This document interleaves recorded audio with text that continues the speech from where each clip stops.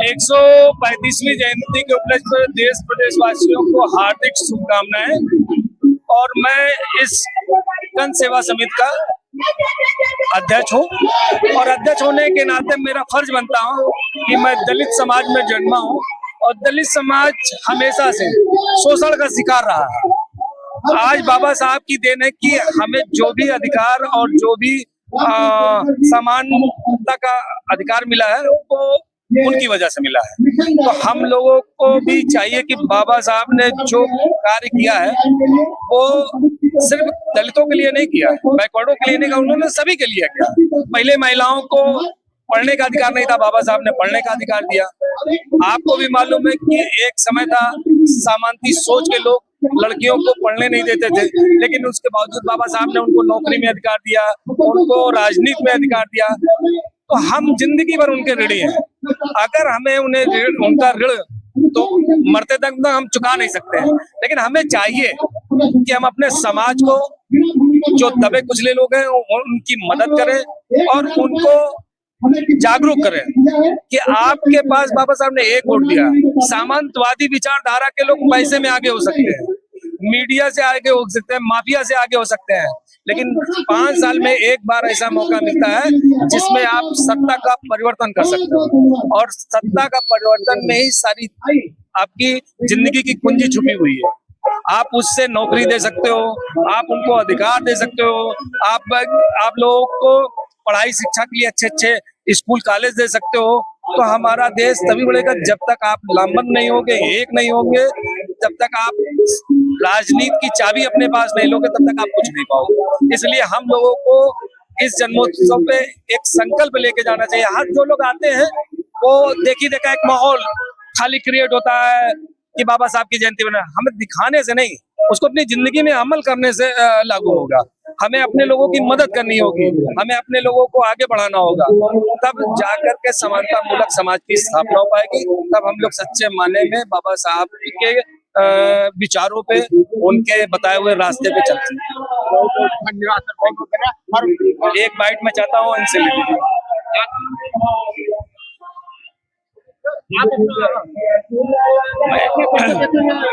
बाबा साहब के जो काम है और जो योजनाएं हैं उनसे।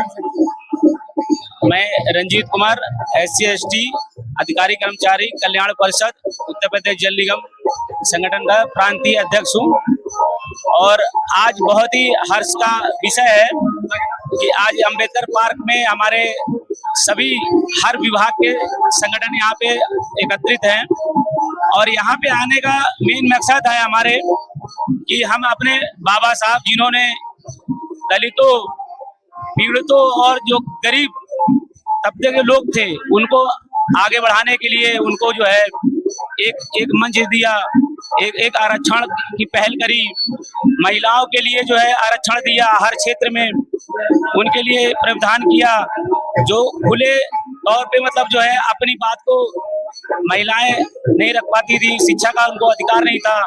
बाबा साहब ने शिक्षा का अधिकार दिलाया और समान रूप से हर एक प्राणी जो होता है, चाहे वो पुरुष हो चाहे महिला, सबको समानता का अधिकार दिया हर संवर्ग की महिलाओं के लिए। और बस मैं बहुत अच्छी नहीं कहूँगा, मैं ये कहता हूँ कि हमें बाबा साहब के उन्हीं रास्ते पर चल करके हमें जो है इस समाज को ऊंचाइयों पे ले जाना है, भेदभाव से दूर करते हुए जो है सबको यही संदेश देना है कि हमें मतलब जो है इस देश के लिए और इस जो है जितने भी हमारे पिछड़े लोग हैं उनको हमें ऊंचाई पे ले आना है, समानता का अधिकार दिलाना है। धन्यवाद। अपनी पत्नी का भी स्वागत कर लूं। बहुत बहुत धन्यवाद।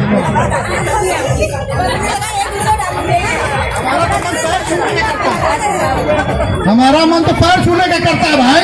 बहुत बहुत धन्यवाद, क्योंकि आज जो कुछ भी हो इनका बहुत बड़ा हमारे जीवन में योगदान है, बहुत बड़ा योगदान है। बहुत सही भाई, बहुत बहुत धन्यवाद। भैया अरे ठीक है, नैना बेटा आ जाओ। क्या आज के युग पे आप महापुरुष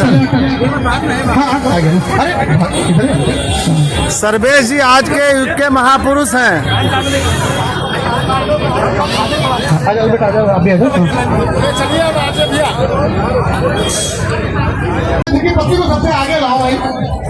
हाँ, बिना म्यूजिक के नाचता हुआ व्यक्ति। अरे भैया इन्हीं की फोटो लेना हमारी। अम्बेडकर जी के प्यार में बिना म्यूजिक के माइकल जैक्सन देखिए, नया माइकल जैक्सन। आप ही